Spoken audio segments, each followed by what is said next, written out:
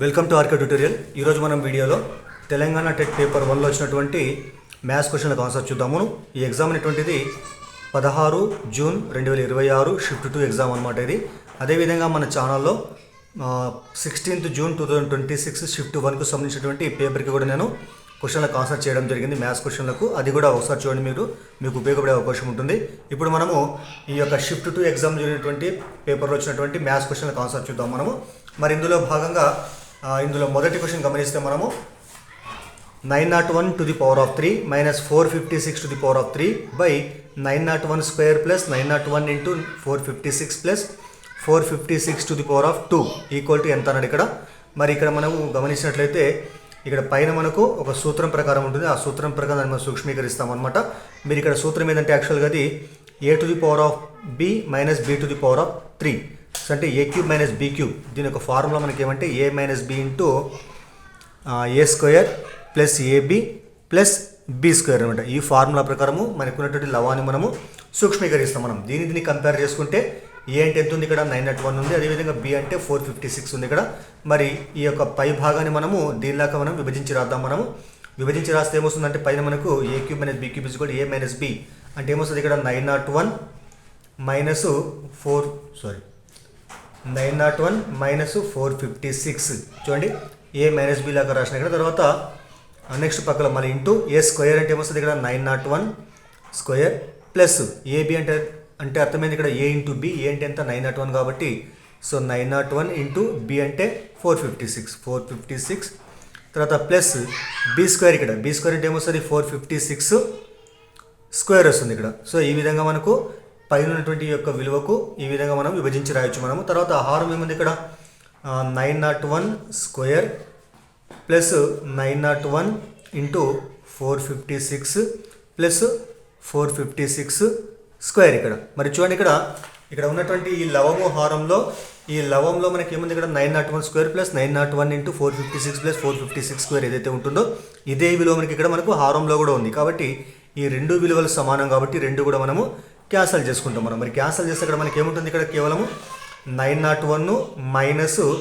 456 ఉంటుందన్నమాట. కాబట్టి 901లో మనం 456ని తీసేస్తే మనకు వచ్చేటువంటి విలువ ఎంతంటే 445. కాబట్టి దీని యొక్క ఆన్సర్ మనకి ఎంత ఇప్పుడు సెకండ్ ఆప్షన్ ఏదైతే ఉంటుందో 445 ఇది మనకు ఈ యొక్క క్వశ్చన్కు ఆన్సర్ అవుతుందన్నమాట. తర్వాత రెండో క్వశ్చన్ చూద్దాం మనము. రెండో క్వశ్చన్ ఏముందంటే ఒక వస్తువు కొన్న వేళ మరియు అమ్మిన వేళల నిష్పత్తి 4:3 అయిన నష్ట శాతం ఎంత అన్నాడు ఇక్కడ. సరే చూడండి, మీకు క్వశ్చన్ అర్థం కాకుంటే ఇక్కడ నేను ఆల్రెడీ మీకు క్వశ్చన్ చదువుతున్నాయి ఇక్కడ. కాబట్టి క్వశ్చన్ మీకు అర్థం కాకుంటే చదివినప్పుడు అర్థం చేసుకోండి మీరు. ఒక వస్తువు కొన్న వేళ మరియు అమ్మిన వేళల నిష్పత్తి 4:3 అయిన నష్ట శాతం ఎంత అన్నాడు ఇక్కడ.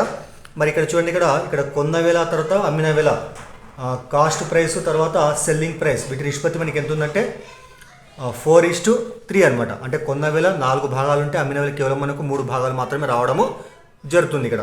మరి ఇప్పుడు దీన్ని మనము మామూలుగా సో కొన్న వేళ సిపి ఈజ్ ఈక్వల్ దీన్ని మనం డైరెక్ట్గా మనము 4 రూపీస్ అనుకుందాం. మనం 4 రూపాయలు కొన్న వేళ అనుకుందాం మనం. అదేవిధంగా మరి అమ్మిన వేళ ఎంత ఇక్కడ మనము 3 భాగాలు కాబట్టి 3 రూపాయలు అనుకుందాం మనం. సో ఇక్కడ మనం ఇవే విలువలు తీసుకుంటే కొన్న వేళ 4 రూపీస్ అమ్మిన వేళ 3 రూపీస్ అనుకుందాం మనము. మరి కొన్న వేళ కంటే కూడా అమ్మిన వేళ తక్కువగా ఉంది కాబట్టి ఖచ్చితంగా మనకి ఏమొస్తుంది ఇక్కడ నష్టం వస్తుంది అనమాట.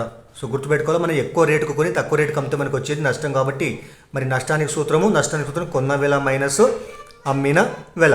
కొన్న వేళ ఎంత అనుకున్నాం ఇక్కడ మనము 4 రూపీస్ కాబట్టి 4 మైనస్ అమ్మిన వేళ ఎంత 3 రూపాయలు అనుకున్నాం ఇక్కడ మనం 3 రూపీస్ అనమాట. మరి 4 మైనస్ 3 ఎంత 1 కాబట్టి నష్టం ఎంత అంటే ఇక్కడ మనకు 1 రూపీ అనమాట. సో 1 రూపీ నష్టం అనమాట. దీని ఇప్పుడు ఏం చేయాలి, మనము శాతంలోకి మార్చాలి మనం. నష్ట శాతానికి సూత్రము మీకు తెలిసిందే.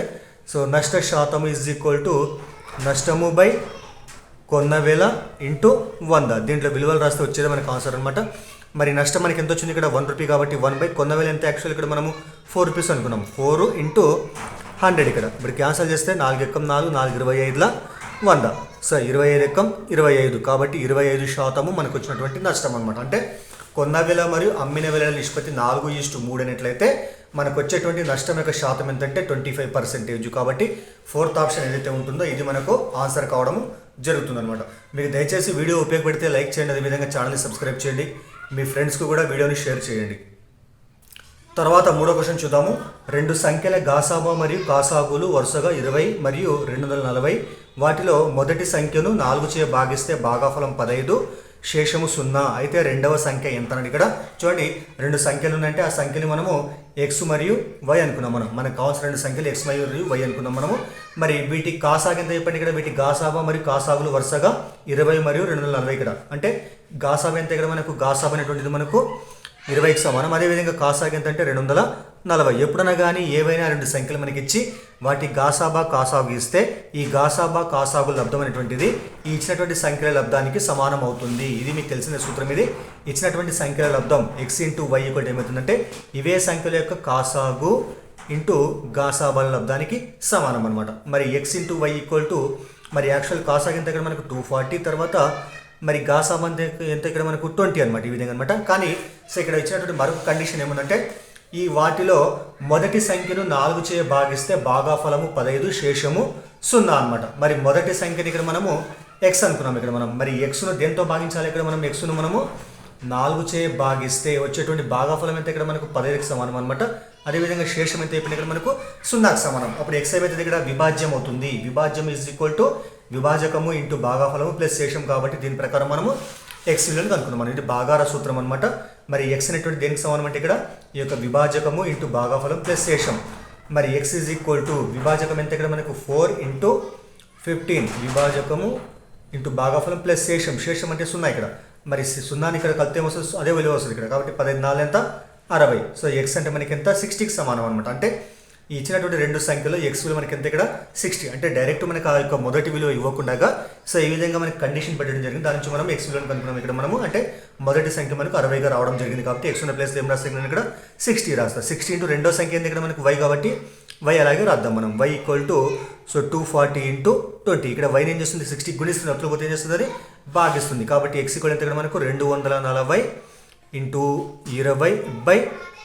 చూడండి ఇక్కడ ఈ 0 0 క్యాన్సల్. ఇక్కడ తర్వాత 6 6 6 4 24. సో 20 ఇంటూ 4 ఎంత 24 80. కాబట్టి రెండవ సంఖ్య ఎంత ఇక్కడ మనకు 80కి సమానం కావడం జరిగింది. కాబట్టి థర్డ్ ఆప్షన్ ఏదైతే ఉంటుందో ఇది. సో ఇచ్చినటువంటి సంఖ్యల గాసాబా కాసాగులు 20 240 అయినట్లయితే మొదటి సంఖ్య 60 అయినప్పుడు రెండో సంఖ్య ఎంత ఇక్కడ మనకు 80కి సమానం కావడం జరుగుతుంది. కాబట్టి గుర్తుపెట్టుకోవాలి మనము ఇచ్చినటువంటి సంఖ్యల లబ్ధం అనేటువంటిది ఆ సంఖ్యల యొక్క కాసాగు మరియు గాసాబా లబ్ధానికి సమానం కావడము జరుగుతుందన్నమాట. తర్వాత ఫోర్త్ క్వశ్చన్ చూద్దాం మనము. రూట్ ఆఫ్ 9025 ఈక్వల్ టు 95 అయితే so root of 90.25 plus root of 0.9025 plus root of 0.009025 equal ఎంత అండి. ఇక్కడ మనకి ఇచ్చిన ఆప్షన్ ఈ విధంగా అనమాట. చాలా మంది కన్ఫ్యూజ్ లెక్క ఇది అనమాట. ఇది చాలా మంది ఈ విధంగా ఇస్తే మనం కన్ఫ్యూజ్ అవుతూ ఉంటాం అనమాట. సింపుల్గా దీన్ని మనము ఇదే రూపంలోకి మార్చుకుందాం. మనం ఇక్కడ ఏముంది, ఇక్కడ మనకు ఫస్ట్ ఇక్కడ పాయింట్ ఉంది ఇక్కడ. మరి పాయింట్ తీసేస్తే మనకి ఏమొస్తుంది, యాక్చువల్ పాయింట్ అంటే అర్థమైంది దశాంశ భిన్నాలు అవి. సో డెసిమల్ ఫామ్ దాన్ని ఏం చేస్తాం మనము ఫ్రాక్షన్ ఫామ్లో చేంజ్ చేస్తాం అనమాట. అంటే అకర్ణీయ సంఖ్యలు అకర్ణీయ భిన్నంగా రేషనల్ నెంబర్గా మారుస్తాం దాన్ని మనం. ఇప్పుడు మారుస్తే ఏమొస్తుంది ఇక్కడ రూట్ ఆఫ్ ఇది మనకి పాయింట్కి కుడివైపు దశాంశ స్థానంలో మనకు 2 అంకెలు ఉన్నాయి. కాబట్టి మనము హారంలో ఒకటి పక్కల అంటే 2 సున్నాస్ రాసుకుంటాం. అంటే ఏ రాస్తే ఇక్కడ మనం 100 రాస్తాం. మనం ఈ మొత్తాన్ని కలిపి రాస్తే 9025/100 రాసుకోవచ్చు మనం. ఎందుకంటే పాయింట్ తర్వాత మనకి ఇక్కడ 2 అంకెలు ఉన్నాయి కాబట్టి మనకి ఇక్కడ మనము 100 రాసుకుంటాం మనం. అంటే 1 పక్కల 2 zeros ఇక్కడ ఏముంది ఇక్కడ. సో రూట్ ఆఫ్ పాయింట్ తర్వాత మనకు 1 2 3 4 కాబట్టి పాయింట్ తీసేస్తే పైన విలువ అట్లా రాస్తాం మనము. సో 9025 మరి పాయింట్ పక్కల మనకు 1 2 3 4 4 అంకెలు కాబట్టి 4 సున్నాలు అంటే మనకి ఇక్కడ సో 10000 ఈ విధంగా రాస్తాం. తర్వాత దీన్ని కూడా రాస్తాం మనము. ఇక్కడ మనకు 1 2 3 4 5 6 కాబట్టి ఈ మొత్తం కలిపి రాస్తే ఈ జీరోస్ వదిలిపెట్టేస్తాం మనం. 9025/1 పక్కల మనకు 1 2 3 4 5 6 వాల్యూస్ వస్తాయి. ఇక్కడ మనకి జీరోస్ వస్తాయి ఇక్కడ ఈ విధంగా అనమాట. మరి దీనిలో వర్గమూలం కనుక్కుంటే మనకి లెక్కించిన లెక్క ప్రకారం ఏంటి ఇక్కడ 9025 రూట్ ఎంత ఇక్కడ మనకు 95కి సమానం. కాబట్టి సరే దీన్ని 95గా రాసుకోవచ్చు. 95 మరి రూట్ 100 వర్గమూలం ఎంత 10కి సమానం. ఇక్కడ 2 zeros ఉంటే ఒక 0 బయటికి వస్తుంది. ప్లస్ తర్వాత రూట్ ఆఫ్ 9025 ఎంత 95కి సమానం. తర్వాత మనకి ఇక్కడ సో 1 2 3 4 zeros ఉన్నాయి కదా. అప్పుడు ఏమైతే ఇక్కడ మనకి ఇక్కడ 2 zeros వర్గమూలం అవుతుంది ఇక్కడ మనకి. అంటే 100 వస్తుంది ఇక్కడ. తర్వాత ఇక్కడ కూడా రూట్ 9025 ఎంత 95 ఇక్కడ మనకి ఎన్ని సున్నాలు ఇక్కడ పక్కన ఇక్కడ మనకు 6 zeros కాబట్టి 3 zeros బయటికి వస్తాయి ఇక్కడ. కాబట్టి 1000 బయటికి వస్తుంది ఇక్కడ ఈ విధంగా అనమాట. తర్వాత మళ్ళీ దీన్ని మనం 95/10 అంటే దాన్ని మనం దశాంశ భిన్నంగా మారుస్తే 9.5గా రాసుకోవచ్చు మనం. 1 0 కాబట్టి 1 అంకెలతో పాయింట్ పెట్టాలి మనము. ఇక్కడ 2 zeros పాటు ఏం చేస్తాం మనము 2 అంకెలతో పాయింట్ పెట్టాలి. అంటే ఏమొస్తుంది ఇక్కడ 0.95. ఇక్కడ ఏమొస్తుంది ఇక్కడ 3 zeros ఉన్నాయి కాబట్టి ఇక్కడ సో 590 అంటే పాయింట్కి అవతల దశాంశ స్థానంలో మనకు 3 అంకెలు ఉండాలి. ఇక్కడ 2 ఉన్నాయి కాబట్టి ఒక 0 రాసుకుంటాం మనం, రాసి పాయింట్ 0 కాబట్టి 0.095 అనమాట. ఇవన్నీ కలపాలి మనం. కలిపితే మనకు వచ్చేది ఏంటంటే సో 9.5 ఇక్కడ పాయింట్ ఇక్కడ కాబట్టి పాయింట్ కింద ఇక్కడ పాయింట్ రాసేసి ఇక్కడ 0 ఇక్కడ రాసి మనము 95 అంటే పూర్ణాంక భాగంలో పూర్ణాంకాలు ఒకట్ల స్థానం నుంచి రాసుకుంటూ పోతాం మనము. అక్కడ మాత్రము సో వంతు 10వ వంతు 100వ వంతు అనమాట. మరి ఇక్కడ పాయింట్ కూడా పాయింట్ ఇక్కడ రాసి ఇక్కడ 1 2 3 ఇక్కడ ఫస్ట్ వాల్యూ ఇక్కడ 10వ వంతుది ఇక్కడే రాస్తాం మనం 095 ఇక్కడ 0 ఇక్కడ ఈ విధంగా రాసుకుంటాం మనము. ఇక్కడ ఏం లేకుంటే 0 0 ఇక్కడ కూడా 0 తీసుకుంటాం మనం. ఇవన్నీ కలిసి వచ్చేది మనకు ఆన్సర్ అనమాట. 5 ఇక్కడ 9 + 5 14 ఇక్కడ రాస్తున్నాం 10 ఒక 5 15.9 + 1 10. సో మనకు వచ్చేటువంటి ఆన్సర్ అంటే ఇప్పుడు మనకు సో 10.545 ఇది మొత్తానికి మనకు ఆన్సర్ కావడము జరుగుతుంది అనమాట. ఈ విధంగా మనము ఇది మీకు ఇక్కడ వివరణ ఇచ్చిన ఇక్కడ యాక్చువల్గా నేను ఇక్కడ ఇది మీకు అర్థమైతే ఈజీగా డైరెక్ట్గా చేసుకుంటూ పోవచ్చు మనం, ఇంతగానే పెద్దగా అవసరం లేదు. సో ఏమంటే ఫస్ట్ మీకు కాన్సెప్ట్ అర్థం కావాలని ఇక్కడ చెప్తున్న ఈ విధంగా అనమాట. మనకి డైరెక్ట్ ఎట్లా చేస్తామంటే మామూలుగా ఇక్కడ మనము ఇక్కడ మనకి ఇక్కడ ఎటువంటి పాయింట్ లేవు. ఇక్కడ మనకి 9025 కాబట్టి 95 ఇక్కడ మనకు ఏమైంది ఇక్కడ దీంట్లో సగం విలువలకు మనకి ఏమొచ్చింది ఇక్కడ పాయింట్ వచ్చింది కాబట్టి ఏం చేస్తాం ఇక్కడ మనము ఇక్కడ కూడా మనం దీన్ని మనం 9.5గా రాసుకోవచ్చు. దీనిలో సగం అనమాట 9.5 ఇక్కడ ఏముంది ఇక్కడ 0.09025 అంటే మనకు 4 అంకెలు ఇక్కడ మనకు దశాంశ స్థానం కాబట్టి ఏం చేస్తున్నాను సగం అంటే ఎంత ఇక్కడ మనకు 2 కాబట్టి 2 అంకెల తర్వాత పాయింట్ పెట్టాలి మనం. అంటే ఏమొస్తుంది ఇక్కడ 0.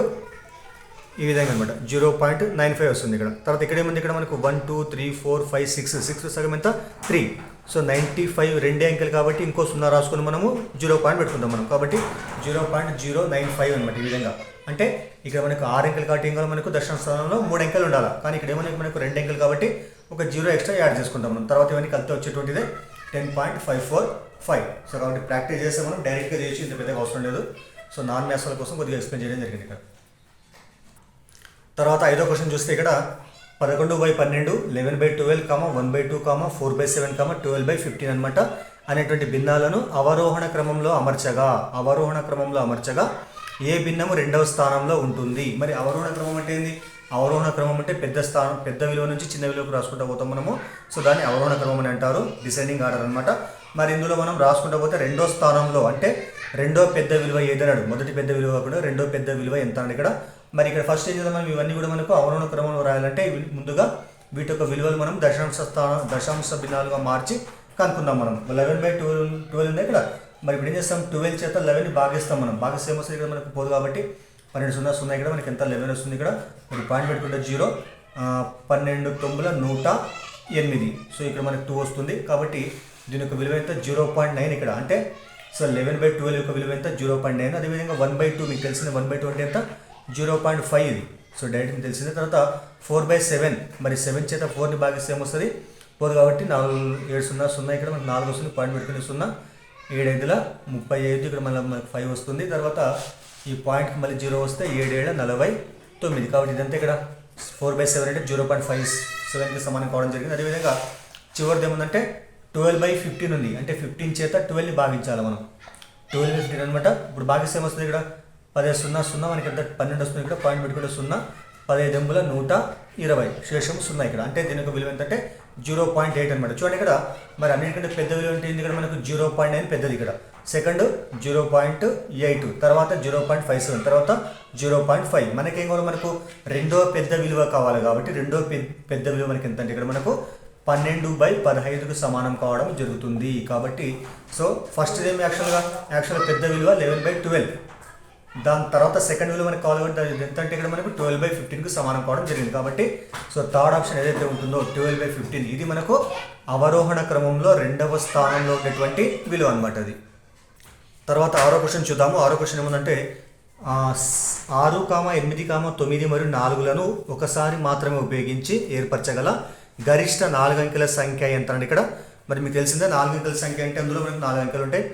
సో దీంట్లో 6, 8, 9 మరియు 4లను ఉపయోగించి ఒకసారి మాత్రం ఉపయోగించాలంట. మనం ఉపయోగించి ఏర్పరిచేటువంటి 4 అంకెల గరిష్ట సంఖ్య అంటే 4 అంకెల సంఖ్య అంటే మనకి ఏమో సింపుల్గా ఇచ్చినటువంటి అంకెలు ఏవైతే ఉన్నాయో 6, 8, 9, 4 దీన్ని మనము అవరోహణ క్రమంలో రాస్తే వచ్చేటువంటిదే అతి పెద్ద 4 అంకెల గరిష్ట సంఖ్య. దీంట్లో పెద్ద సంఖ్య ఏముంది ఇక్కడ 9 కాబట్టి సో 9, రెండో పెద్ద సంఖ్య 8, తర్వాత మూడో పెద్ద సంఖ్య 6, తర్వాత 4వ పెద్ద సంఖ్య 4 ఇక్కడ. కాబట్టి 9, 8, 6, 4 ఇది మనకు ఈ అంకెలతో ఏర్పడేటువంటి అతిపెద్ద 4 అంకెల గరిష్ట అంటే పెద్ద సంఖ్య. కాబట్టి మనకు ఆన్సర్ ఏమవుతుంది ఇక్కడ 9864 అంటే సెకండ్ ఆప్షన్ ఏదైతే ఇది మనకు అతిపెద్ద 4 అంకెల సంఖ్య అనమాట. అంటే 9864లతో ఏర్పడేటువంటి సంఖ్య అనమాట.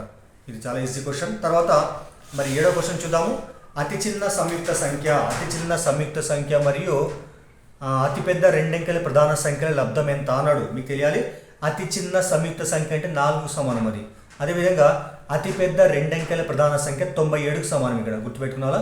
అతిపెద్ద రెండంకెల ప్రధాన సంఖ్య 97, అదేవిధంగా అతి చిన్న సంయుక్త సంఖ్య అంటే 4. ఇక్కడ మనకి ఇది వీటి లబ్ధం ఎంత అన్నాడు. గుణిద్దాం ఇక్కడ మనం. సో 4 ఏళ్ళ 28, 4 9 36, 37, 38. కాబట్టి మొత్తం ఎంత మనం 388. కాబట్టి ఫస్ట్ ఆప్షన్ ఏదైతే ఉంటుందో 388 ఇది మనకు ఆన్సర్ అవుతుంది. గుర్తుపెట్టుకోవాలా? అతిపెద్ద రెండంకెల ప్రధాన సంఖ్య 97, తర్వాత అతి చిన్న సంయుక్త సంఖ్య 4 అనమాట. వాటి లబ్ధం 388కి సమానమైంది. తర్వాత 8th క్వశ్చన్ చూద్దాం. 8 ఏముందంటే 250 మీటర్ల పొడవున్న రైలు గంటకు 72 కిలోమీటర్ల వేగంతో ప్రయాణిస్తుంది. 350 మీటర్ల పొడవున్న ప్లాట్ఫారంను దాటడానికి ఎంత సమయము పడుతుంది సెకండ్లలో? ఇక్కడ చూడండి, ఒక రైలు పొడవు ఎంత ఉంది ఇక్కడ మనకు 250 మీటర్స్ ఉందన్నమాట. అదేవిధంగా దాని యొక్క వేగం ఎంత 72 km/h, గంటకు ఇంత అనమాట ఇక్కడ. తర్వాత ఇక్కడ ప్లాట్ఫామ్ పొడవు ఉంటుంది. ఇక్కడ ప్లాట్ఫామ్ పొడవు 350 మీటర్స్ ఉందన్నమాట. అయితే ఈ ప్లాట్ఫారం దాటడానికి పట్టేటువంటి కాలము సెకండ్లలో ఎంత అన్నాడు. ఇక్కడ గుర్తుపెట్టుకోవాలి మనము. సరే, ఇక్కడ మనకు అడిగింది ఇక్కడ మనకు సెకండ్ అడిగినాడు కాబట్టి ఇక్కడ మనకు వేగం ఏముంది ఇక్కడ km/h ఉంది. ఆ యొక్క వేగాన్ని వీతో సూచిస్తాం. వీ కూడా ఎంత ఇక్కడ మనకు 72 km/h. దాన్ని మనము సెకండ్లలో మార్చాలంటే ఏమైతే ఇక్కడ మనకు మీటర్/సెకండ్లో మార్చాలంటే మనము 5/18 చేత గుణించి భాగిస్తాం మనం. అప్పుడు ఏమైతే దీనికి ప్రమాణాలు మీటర్/సెకండ్లో మారుతుంది అనమాట. సో గంటలంటే కిలోమీటర్లు తీసుకుంటాం మనం, సెకండ్ అంటే ఏం చేస్తాం వేగాన్ని మనము మీటర్లు తీసుకుంటాం అన్నమాట మనం. కాబట్టి 72 km/hని మనము మీటర్/సెకండ్లో మార్చాలంటే మనము 5/18 చేత గుణించాలి మనం. అప్పుడు ఏమొస్తుంది ఇక్కడ? సో 18 ఎక్కం 18, 18 4 20, 5 4 ఎంత 20 అంటే 20 మీటర్/సెకండ్. గంటకు 72 కిలోమీటర్లు అయితే సెకండ్కి ఎంత 20 మీటర్స్ అనమాట వరకు వేగం అనమాట. తర్వాత రైలు అనేటువంటిది ఒక ప్లాట్ఫామ్ ఈ విధంగా ఉన్నట్లయితే దీన్ని దాటాలంటే ఇది ఎంత 350 మీటర్స్ అనమాట. ఈ మొత్తం పొడవు ప్రయాణించాలి, ప్లస్ రైలు పొడవు మరి ఇక్కడ నుంచి ఇక్కడికి రావాలి కాబట్టి సో రైలు పొడవు కూడా ఇదేంటి రైలు పొడవు అనమాట. ఇది ఈ రైలు పొడవు కూడా దాటాలి కాబట్టి ఇదంతా 350 మీటర్స్ ప్లస్ రైలు పొడవు ఎంత ఇక్కడ మనకు 250 మీటర్స్. అంటే మొత్తం ఎంత ఇక్కడ మనకు 350 + 250 మొత్తము 600 మీటర్ల దూరము ప్రయాణించాలి. కాబట్టి దూరం ఏం చేస్తాం ఇక్కడ మనం? దూరం D = మనము ఈ యొక్క ప్లాట్ఫారం పొడవు ప్లస్ రైలు పొడవు మొత్తం కలిపి తీసుకుంటాం. మొత్తం ఎంత ఇక్కడ మనకు 600 మీటర్లు అనమాట. ఇప్పుడు ఏం కావాలి మనకు? కాలం కావాలి మనకు, T కావాలి. T = ఎంత అంటే ఇక్కడ మరి వేగానికి దూరానికి కాలానికి మధ్య సంబంధం మీకు తెలిసిందే. సో వేగం = దూరము బై కాలం, D/T రాసుకుంటాం. మనకు కావాల్సిన T కాబట్టి Tని కరెక్ట్గా చేసి రాద్దాం మనము. సో T = ఏమొస్తుంది? DV/అవుతుంది కాబట్టి ఇక్కడ D/V అనమాట. మరి D అంటే మనకి ఎంత ఇక్కడ మనకు 600 ఉంది. ఇక్కడ 600 మీటర్స్ ఫర్ వేగం ఎంత ఉంది ఇక్కడ మనకు 20 మీటర్స్ వచ్చింది. ఇక్కడ 20 మీటర్/సెకండ్ 20 ఇక్కడ మనకి క్యాన్సిల్ చేద్దాం మనము. 0 0 క్యాన్సిల్ అయితే తర్వాత క్యాన్సిల్ చేస్తే 2 ఎక్కం 2 30 60. సో మనకు వచ్చే ఆన్సర్ ఎంత 30 సెకండ్లు. కాబట్టి T ఎంత ఇక్కడ మనకు కాలం ఎంత అంటే 30 సెకండ్లకు సమానం అవుతుంది అనమాట. అంటే ఆ ప్లాట్ఫారము తర్వాత రైలు దాటాలంటే మనకు పట్టేటువంటి కాలం ఎంత 30 సెకండ్ల కాలము పడుతుంది అనమాట. తర్వాత 9th క్వశ్చన్ చూద్దాము. 9th క్వశ్చన్ ఏమందంటే ఒక తండ్రి ప్రస్తుత వయస్సు అతని కుమారుని వయస్సుకు 4 రెట్లు. చూడండి, ఒక తండ్రి ప్రస్తుత వయస్సు అతని కుమారుని వయస్సుకు 4 రెట్లు మరియు వారి వయస్సుల భేదము 36 సంవత్సరాలు. అయితే కుమారుని ప్రస్తుత వయస్సు ఎంత అంటే ఇక్కడ మరి చూడండి, ఫస్ట్ ఏం చేద్దాం ఇక్కడ మనము ఫస్ట్ కుమారుని వయస్సు అంటే కుమారుని వయస్సు ఫస్ట్ మనము ఎక్స్ అనుకున్నాం మనం. మరి కుమారుని వయసు ఎక్స్ అయినట్లయితే తండ్రి వయసు ఏం కావాలి ఇప్పుడు మనకు? సో కుమారుని వయసుకు 4 రెట్లు కాబట్టి 4x అవుతుంది అనమాట. సో కుమారుని వయసు ఎక్స్ అనుకుంటే మనం ఇచ్చినటువంటి యొక్క కండిషన్ ప్రకారం తండ్రి వయసు మనకు 4x అవుతుంది అనమాట. అదేవిధంగా మరి ఈ ఇద్దరికి వయసుల భేదం ఎంత 36 ఇక్కడ. అంటే వీటి మధ్య తేడా ఎంత 4x - x. తేడా అంటే మైనస్ రాస్తాం మనము. ఎంత అది మనకు 36కి సమానం అనమాట. మరి 4x - x అంటే ఎంత 3x వస్తుంది ఇక్కడ. అంటే 4x నుంచి ఒక x పోతే మనకి ఎంత 3x మిగులుతాయి ఇక్కడ. అప్పుడు ఎంత 36 వస్తుంది ఇక్కడ. మరి ఇక్కడ xని ఇక్కడ 3 ఏం చేస్తుంది ఇక్కడ గుణిస్తుంది, వదిలిపోతే భాగిస్తుంది కాబట్టి సో x = 36/3 కొట్టేస్తే మనకు వచ్చేది ఆన్సర్ అనమాట. మరి 3 ఎక్క 3 3 1 3 2 6 ఎంత వచ్చింది ఇక్కడ మనకు 12 వచ్చింది. కాబట్టి యాక్చువల్గా x అంటే ఏంటి? కుమారుని వయసు. మరి కుమారుని వయసు ఎంత 12 సంవత్సరాలు. కాబట్టి సెకండ్ ఆప్షన్ ఏదైతే ఉంటుందో ఇది మనకు కుమారుని యొక్క ప్రస్తుత వయసు 12 సంవత్సరాలకు సమానం అయ్యే విధంగా ఈ యొక్క ఆన్సర్ ఉందన్నమాట. సో 12 ఆన్సర్ అవుతుంది. సో దయచేసి మీకు వీడియో ఉపయోగపడితే లైక్ చేయండి, అదేవిధంగా ఛానల్ని సబ్స్క్రైబ్ చేయండి. సరే, నెక్స్ట్ 10వ క్వశ్చన్ చూద్దాము. ఒక టేబుల్ మరియు ఒక కుర్చీల మొత్తము ధర 1800 రూపాయలంట. చూడండి, ఒక టేబుల్ తర్వాత ఒక కుర్చీ ఉందంట. వాటి మొత్తం ధర ఎంత? 1800 రూపీస్ అనమాట. మళ్ళీ ఏమిచ్చింది ఇక్కడ? కుర్చీ ధర టేబుల్ ధర కంటే 300 రూపాయలు తక్కువ. అంటే కుర్చీ రేటు టేబుల్ కంటే కూడా 300 రూపీస్ తక్కువ ఉందన్నమాట. అయితే టేబుల్ యొక్క ధర ఎంత అని ఇక్కడ చాలా సింపుల్ క్వశ్చన్. చూడండి, ఫస్ట్ ఏమనుకుంటే ఇక్కడ మనము టేబుల్ యొక్క కాస్ట్, మరి టేబుల్ కాస్ట్ మనం దాని యొక్క రేటు మనం ఎక్స్ అనుకుందాం. మనం టేబుల్ ధర ఎక్స్ అనుకుంటే, అదేవిధంగా ఇప్పుడు చైర్ కుర్చీ యొక్క ధర ఎంత ఇక్కడ మనకు? సో టేబుల్ కంటే కూడా మనకు 300 రూపీస్ తక్కువ ఉంది కాబట్టి దీన్ని మనం ఎక్స్ మైనస్ 300 అనుకుంటాం అంతే మనం. సో టేబుల్ ధర ఎక్స్ అనుకుంటే చైర్ ధర ఎంత? ఎక్స్ మైనస్ 300 అనమాట. మరి ఈ రెండింటికి ధర మొత్తం ఎంత? 1800 రూపీస్. కాబట్టి రెండు కూడితే మనకు వచ్చింది ఇక్కడ మనకు. సో టేబుల్ ధర ప్లస్ కుర్చీ ధర ఎంత? X minus 300. ఈ రెండు కూడితే వచ్చేటప్పుడు మొత్తం ఎంత ఇక్కడ మనకు? 1800 రూపాయలు అనమాట. సరే చూడండి, ఇక్కడ మరి ఇక్కడ ఏముంది? X plus X. ఇక్కడ ఎక్స్ అంటే ఎక్స్ ప్లస్ ఎక్స్ ఏమైతే 2x అవుతుంది. ఈ మైనస్ 300ని మనము RHSలో పంపిస్తే ఏమవుతుంది? అది ప్లస్ 300 అనమాట. ఆల్రెడీ ఇక్కడ ఏముంది? ఇక్కడ 1800 ఉంది ఇక్కడ.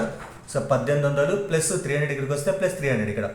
అప్పుడు మొత్తం ఎంత? 2x = 1800 ప్లస్ 300 ఎంత? 2100. ఈ 2 యూతలకు వస్తే భాగిస్తారు కాబట్టి సో ఎక్స్ కూడా ఎంత? 2100/2 కొట్టేస్తే మనకి ఏమొస్తుంది? ఇక్కడ 2100లో సగం ఎంత అంటే 1050. సో కొట్టేలా 2 ఎక్కం 2 2 10ల 20 1 ఉంటుంది 10 2 5ల 10 2 0 0 ఇక్కడ మొత్తం ఎంత? 1050. కాబట్టి ఎక్స్ అంటే ఏంటి ఇక్కడ? యాక్చువల్గా టేబుల్ ధర. ఎక్స్ అంటే టేబుల్ ధర కాబట్టి వీటి మొత్తం ఎంత? ధర 1050 రూపాయలు. కాబట్టి మనకు ఆన్సర్ ఫస్ట్ 1050 మనకి ఇక్కడ ఆన్సర్ అవుతుందన్నమాట.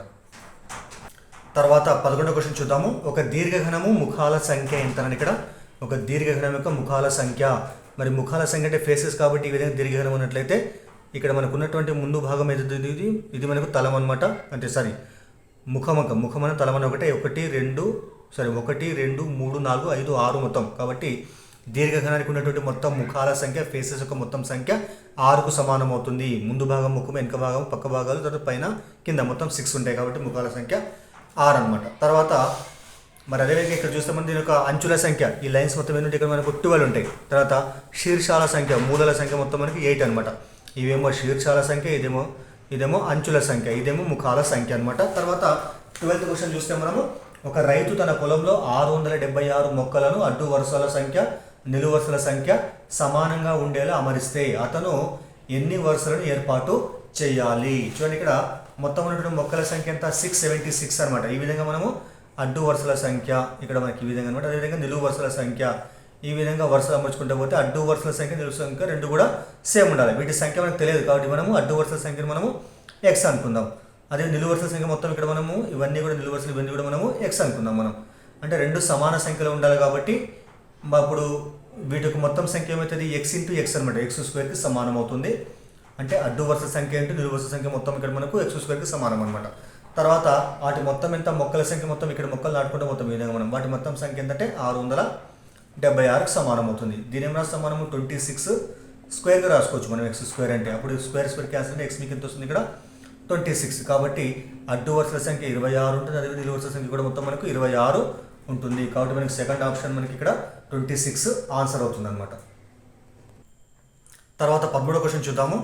ఒక దుకాణదారుడు ఉదయం 7:30 నుండి మధ్యాహ్నం 12 గంటల వరకు మరియు 2 గంటల నుండి సాయంత్రం 6 గంటల వరకు పని చేస్తాడు. అతని మొత్తం పని చేసేటువంటి సమయం నిమిషాలలో ఎంత అన్నాడు ఇక్కడ. చూడండి, ఇక్కడ ఒక దుకాణదారుడు పొద్దున 7:30కి ఓపెన్ చేస్తే 12 వరకు పని చేస్తారట. మరి 7:30 నుంచి 12 వరకు అంటే ఏమవుతుంది? ఇక్కడ మనకు ఎంత కాలం అవుతుంది? ఇక్కడ 7:30 అంటే 8:30, 9:30, 10:30, 11:30, 12 అంటే మనకి ఎంత?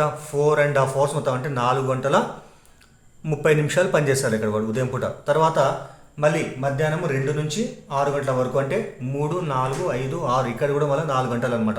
సో మొత్తం కాలం ఎంత? 4 + 4 8 hours. తర్వాత 30 minutes. ఇక్కడ మనకి ఇవాళ మొత్తం నిమిషాలు కావాలి కాబట్టి ఇక్కడ నిమిషాలు ఆల్రెడీ ఉన్నాయి ఇక్కడ 30 నిమిషాలు. తర్వాత ఈ 8 ఏం చేస్తాం మనం? నిమిషాలు మార్చుతాం. 8 hours, ఒక గంట అంటే 60 నిమిషాలు కాబట్టి 60 × 8 8 6 48 480 ప్లస్ 30 నిమిషాలు మొత్తం ఎంత? 510 నిమిషాలు. కాబట్టి మనకు ఆన్సర్ 4th one 5:10 ఇది మనకు ఆన్సర్ అవుతుంది అనమాట. 4.5 గంటలు 4 గంటలు మొత్తం 4 + 4 అంటే 8 గంటలు. 8 గంటల 30 నిమిషాలు. ఈ 30 నిమిషాలు పక్కన పెట్టేస్తే మనం ఈ గంటలని నిమిషాల మారుస్తే ఏమొస్తుంది? 8 × 60 8 × 60 ఎంత? 480 480 + 30 ఎంత? 510. కాబట్టి 4th ఆప్షన్ అనమాట. తర్వాత 14th క్వశ్చన్ ఏముంది? ఇక్కడ 12% ఆఫ్ 1020 ఈజ్ అని ఇక్కడ అంటే అర్థమైంది. ఇక్కడ 1020లో 12% అంటే ఎంత అన్నాడు ఇక్కడ.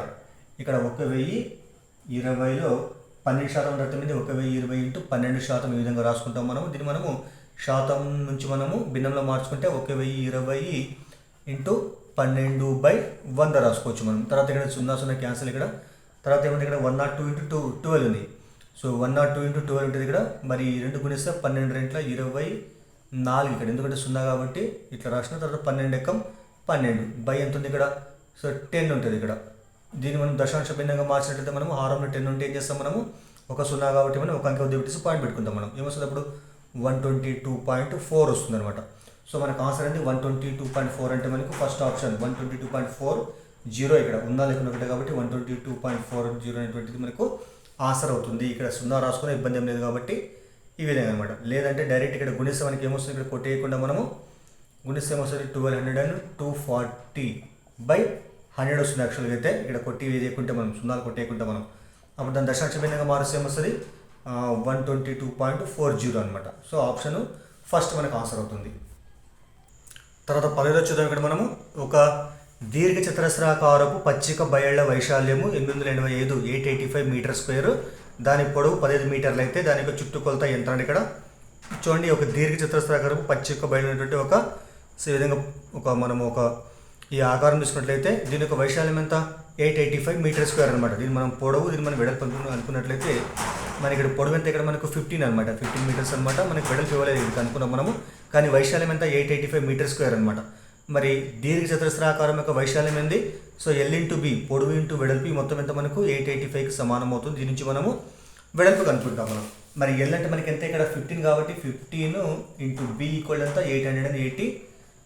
మనకి ఏం కావాలి, బి కావాలి. బి ఈక్వల్ ఏమొస్తుంది అప్పుడు 885/15 ఇక్కడ వస్తే 22/15 రాస్తుంది ఇక్కడ. తర్వాత మరి క్యాన్సిల్ చేస్తే 15 ఎక్కం 15 15 సారీ 15 6 90 15 75 మనకి ఎంత ఉంటుంది ఇక్కడ 13 మిగులుతుంది ఇక్కడ. 88లో 75 మొత్తం మనకి 13 ఉంటుంది. 13 పక్కల 5 వస్తే 135 కాబట్టి 15 9 చిన్న కరెక్షన్ ఇక్కడ. ఇది వైశాల్యం మనకు 885 దగ్గర 285 ఇచ్చినాను ఇక్కడ 285 అనమాట. 285 ఇక్కడ వాల్యూ చాలా పెద్దగా వస్తుంది. మరి 285 ఇక్కడ 285 ఇక్కడ 285 అంటే ఇప్పుడు కొట్టేస్తే వస్తుంది ఇక్కడ 5 కాదు 15 ఎక్కం 15 15 ఎక్కం 15 ఇక్కడ అంటే 28లో 15 పోతే ఎంత ఉంటుంది ఇక్కడ 13 ఉంటుంది. 13 పక్కల 5 వస్తే 135 కాబట్టి 15 9 135 కాబట్టి మనకి ఎంత వచ్చింది ఇక్కడ 19 మీటర్లు. సో వెడల్పు ఎంత మనకు 19 మీటర్లు అనమాట. ఈ విధంగా వచ్చిందనమాట. అయితే దీని చుట్టుకొలత ఎంత అన్నాడు. మరి చుట్టుకొలత ఫార్ములా దీర్ఘ చతురస్రం యొక్క చుట్టుకొలత ఫార్ములా ఈ చుట్టుకొలత మొత్తం అనమాట. సరే డైరెక్ట్ చేసి ఇక్కడ 15 తర్వాత ఇదంతా ఇది 19 ఉంటుంది ఇక్కడ. సరే 19 + 19 ఎంత 38, 15 + 15 ఎంత మొత్తము 30, మొత్తం ఎంత వస్తుంది ఇక్కడ మనకు 68 వస్తుంది. కాబట్టి మనకు చుట్టుకొలత మనకు ఇంత 68 మీటర్లకు సమానం కావడము జరుగుతుంది ఇక్కడ.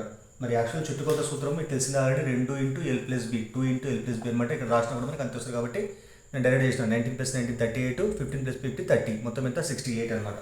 సో సెకండ్ ఆప్షన్ మనకు ఆన్సర్ అవుతుంది ఇక్కడ. తర్వాత 16వ క్వశ్చన్ చూద్దాము. 16వ క్వశ్చన్ ఏమంటే క్రింది భుజాల సమూహాలలో ఏవి త్రిభుజాన్ని ఏర్పరచగలవు అంటే ఇక్కడ మనకు ఒక త్రిభుజం యొక్క 3 భుజాలు మనకి ఇవ్వడం జరిగింది ఇక్కడ. ఇందులో ఏవి త్రిభుజాన్ని ఏర్పరిస్తే ఏవి త్రిభుజాన్ని ఏర్పరచాలి ఇక్కడ మనకి గుర్తుపెట్టుకోవాలి. మనము ఏవైనా కొలతలైనటువంటి త్రిభుజాన్ని ఏర్పరచాలంటే వాటి యొక్క 2 భుజాల కొలతల మొత్తం ఖచ్చితంగా 3వ భుజం కంటే కూడా ఎక్కువగా ఉండాలి. అంటే 2 భుజాల కొలతలు కలిపితే ఏం కావాలి 3వ భుజం కంటే పెద్దదిగా ఉండాలి. సమానం కూడా కాదు, ఖచ్చితంగా పెద్దదిగా ఉండాలన్నమాట. అంటే ఏబీ భుజం కొలత బీసీ భుజం కలిపితే ఏం కావాలి మనకు ఏసీ భుజం కంటే కూడా పెద్దగా ఉండాలి. లేదంటే బీసీ భుజం కొలత సిఏ భుజం కొలత కలిపితే మనకి ఏం కావాలా ఏబీ కంటే పెద్దగా ఉండాలి. లేదా సిఏ ఏబీ కూడితే ఏం కావాలి మనకు బీసీ కంటే పెద్దగా ఉండాలి. ఇక్కడ గమనిస్తే మనము 7 + 8 15 ఏమైంది 7 కంటే పెద్దది. 8 + 7 ఎంత 15, ఈ 7 కంటే పెద్దది. 7 + 7 ఎంత 14, 8 కంటే పెద్దది. కాబట్టి ఇది మనకు త్రిభుజాన్ని ఏర్పరుస్తుంది. మరి రెండో చూస్తే 1 + 2 ఎంత 3, ఈ 2 కూడితే 3 వచ్చింది. కానీ ఏమైంది ఇక్కడ 4 కంటే చిన్నది అది, కాబట్టి త్రిభుజాన్ని ఏర్పరిచేది ఇక్కడ. తర్వాత 5 ఉంది ఇక్కడ. ఈ 3 + 2 ఎంత 5, 5కు సమానం. ఇది కూడా త్రిభుజాన్ని ఏర్పరచలేదు. అదేవిధంగా 3 + 4 ఎంత 7, 7 ఏమైంది ఇక్కడ మనకు 8 కంటే చిన్నది కాబట్టి ఇది కూడా త్రిభుజాన్ని ఏర్పరచలేదు. కాబట్టి ఫస్ట్ ఆప్షన్ మనకు త్రిభుజాన్ని ఏర్పరిచేటువంటి భుజాల యొక్క జత అనమాట అది. తర్వాత నెక్స్ట్ ఇక్కడ మనము 17వ క్వశ్చన్ చూస్తే ఒక సమావేశ మందిరంలో 645 645 సీట్లు ఉన్నాయి. ఒక సమావేశం జరుగుతున్నప్పుడు వానిలో 1/3 వంతు సీట్లు ఖాళీగా ఉన్నాయి. అయితే ఆ ఖాళీ సీట్ల సంఖ్య ఎంత అన్నాడు. సింపుల్ చూడండి, ఇక్కడ మనకున్నటువంటి మొత్తం సీట్ల సంఖ్య ఎంత 645. 645లో మనకి ఎన్ని కాళ్ళు ఉన్నాయి, ఇక్కడ 1/3 వంతు కాళ్ళు ఉన్నాయి. కాబట్టి ఈ 645ని మనం 1/3 చేత గుణిస్తాం అంతే మనం. అప్పుడు ఏమొస్తుంది, ఇక్కడ లవం హారం కొట్టాలి కాబట్టి 3 × 3, సో 3 × 2 6, 3 × 3 మనకి ఎంత 3 × 3 అంటే 4 3 పోతే 1 ఉంటుంది, 1 పక్కన 5 వస్తే 15, 3 5 15. కాబట్టి ఎంత ఇక్కడ మనకు 215. కాబట్టి 645లో మనకు 1/3 వంతు అంటే 215 సీట్లు ఖాళీగా ఉంటాయి. కాబట్టి మనకు ఆప్షన్ థర్డ్ ఇక్కడ.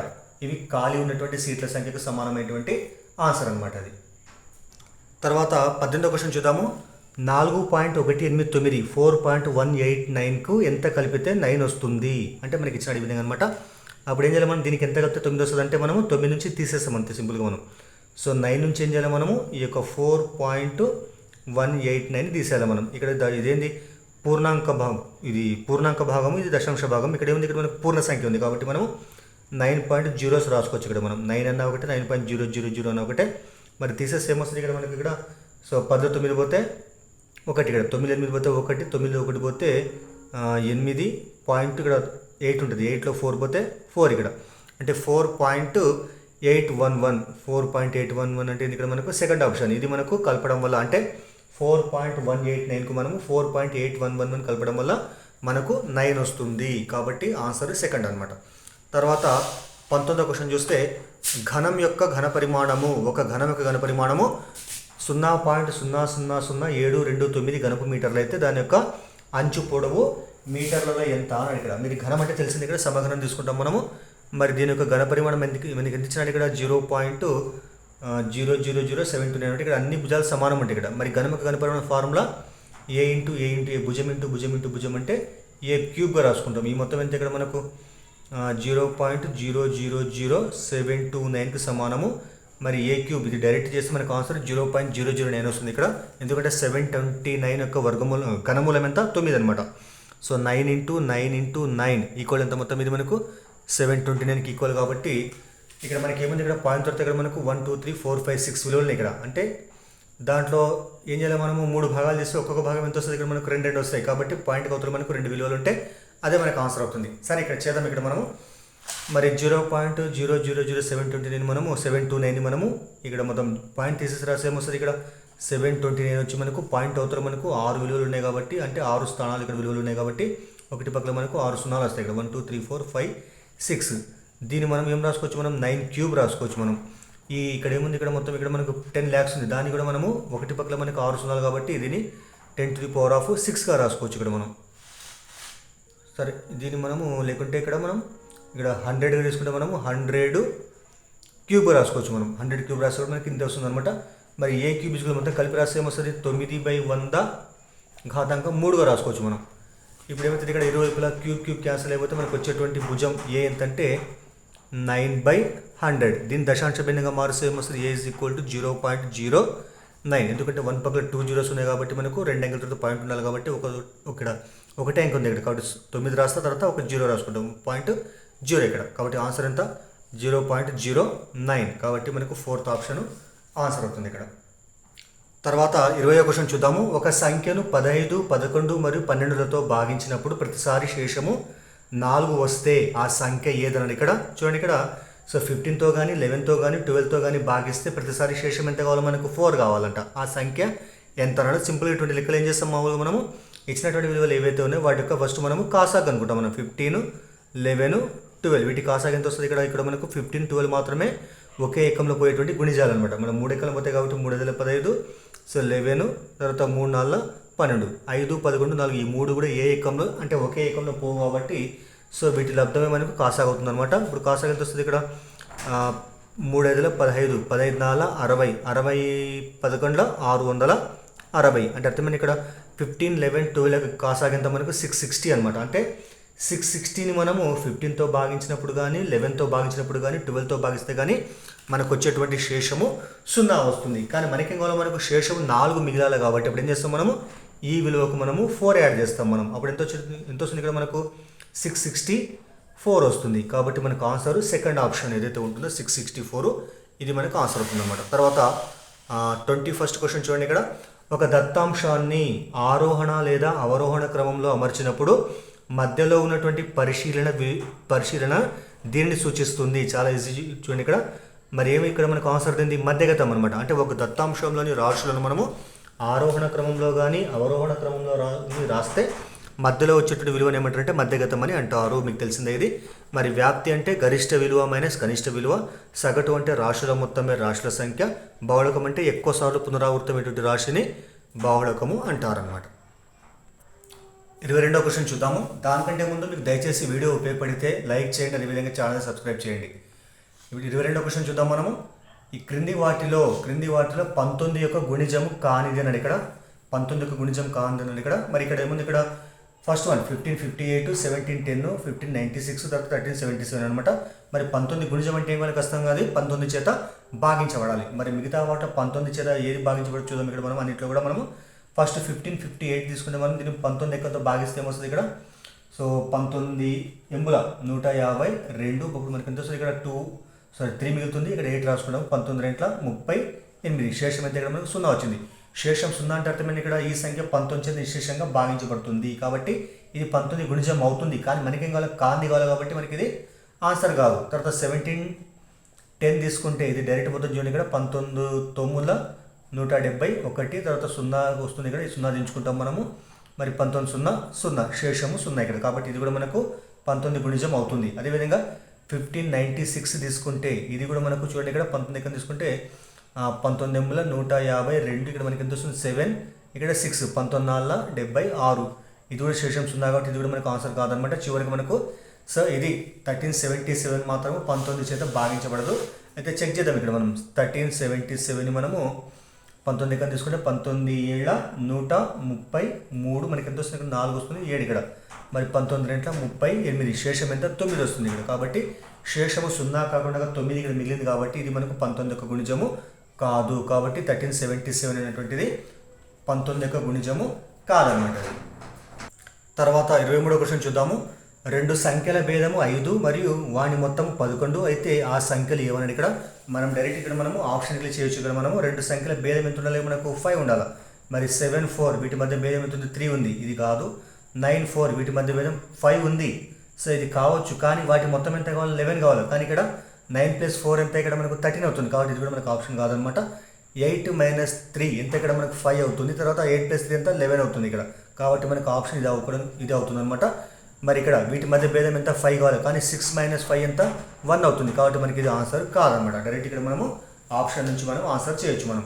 సో భేదం 5 కాబట్టి 8కి 3కి మధ్య భేదం అంటే ఇది తీసివేత ఎంత? 5 అవుతుంది ఇక్కడ. వాటి మొత్తం ఎంత? 11. ఈ రెండు కూడితే ఎంత వస్తుంది? ఇక్కడ 11 వస్తుంది. కాబట్టి ఇది మనకు ఆన్సర్ అవుతుంది అనమాట. సో థర్డ్ వన్ ఆప్షన్ అవుతుంది 8,3 అనమాట. తర్వాత 24th క్వశ్చన్ చూస్తే దీన్ని మీరు డైరెక్ట్ ఇక్కడ మనం 8 - 2 అంటే 6 × 8² అంటే 64 + 16 + 2² అంటే 4. ఆ మొత్తం కలిపి తర్వాత దీన్ని మనము 6తో ఇంటూ చేస్తే కూడా మనకు ఆన్సర్ వస్తుంది. లేదంటే మనం మొదటగా ఫస్ట్ ప్రాబ్లం చెప్పుకున్నాం మనం సూత్రం ఏంటది? a³ - b³ = ఫార్ములా ఏంది? a - b × a² + ab + b². ఈ సూత్రం ప్రకారం కూడా ఉపయోగించి మనము చేయొచ్చు అనమాట. మరి ఇక్కడ మనకి ఇది ఇస్తే వాడినాం అక్కడ మనం. కానీ ఇక్కడ ఏముంది? ఇక్కడ ఇది ఇచ్చినాడు. ఇక్కడ మనకి ఇది ఇచ్చినాడు. దీన్ని వాడవాలి అక్కడ మనం. a - b ఏ అంటే ఎంత ఉంది? ఇక్కడ 8 ఉంది. తర్వాత b అంటే ఎంత ఉంది? ఇక్కడ 2 ఉంది. తర్వాత a² అంటే ఏముంది? ఇక్కడ 8² ఉంది. ఇక్కడ తర్వాత a × b అంటే 8 × 2 8 2 16 ఇక్కడ. మరి b² అంటే 2² అనమాట. దాన్ని ఏం రాసుకోవచ్చు మనం? a³ - b³ రాసుకోవచ్చు. కాబట్టి a అంటే ఎంత? 8. సో 8³ - b³ అంటే ఎంత? 2³ అనమాట. సో వీటి తేడానే మనకు ఆన్సర్ అవుతుంది. 8³ అంటే ఏమొస్తుంది? ఇక్కడ 8 × 8 × 8 అంటే 512 వస్తుంది. ఇక్కడ -2³ అంటే ఎంత? 8. మరి 512కి 8 పోతే ఏమొస్తుంది? 504 వస్తుంది. కాబట్టి మనకు ఆన్సరు 504కి సమానం అవుతుంది. లేదంటే మీకు సూత్రం రాకుండా డైరెక్ట్ ఇక్కడ మనము 8 - 2 ఎంత? ఇక్కడ మనకు అది 6 అవుతుంది. ఇంటూ తర్వాత ఇక్కడ 64 + 16 + 4 6 ఇంటూ ఎంత వస్తుంది? ఇక్కడ మనకి ఇక్కడ 20 84 వస్తుంది. 84 × 6 చేస్తే కూడా మనకి డైరెక్ట్గా ఆన్సర్ వస్తుంది. 6 4 24 6 3 48 49 50. సో 504. ఈ విధంగా కూడా మనం ఆన్సర్ని డైరెక్ట్గా చేయొచ్చు అనమాట. So thank you. దయచేసి వీడియో లైక్ చేయండి, అదేవిధంగా ఛానల్ని సబ్స్క్రైబ్ చేయండి.